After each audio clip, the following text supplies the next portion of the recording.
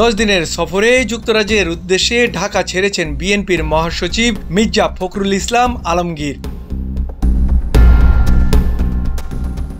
শনিবার সকাল 8টা 20 মিনিটের দিকে বাংলাদেশ বিমানের একটি ফ্লাইটে সশরীর ঢাকা ত্যাগ করেন মির্জা ফখরুল। গণমাধ্যমকে এ বিষয়ে নিশ্চিত করেছেন বিএনপির মিডিয়া সেলের সদস্য সাইরুল কবির। লন্ডনের এই সফরে বিএনপির বিভিন্ন দলীয় অনুষ্ঠানের পাশাপাশি দলের ভারপ্রাপ্ত চেয়ারম্যান তারেক রহমানের সঙ্গে সাক্ষাৎ করবেন মির্জা ফখরুল। দেশের চলমান পরিস্থিতি, অন্তর্বর্তী সরকারের সংস্কারের অগ্রগতি, আগামী নির্বাচন সহ বেশ কিছু গুরুত্বপূর্ণ বিষয়ে আলোচনা হবে বিএনপির এই শীর্ষ দুই নেতার মধ্যে।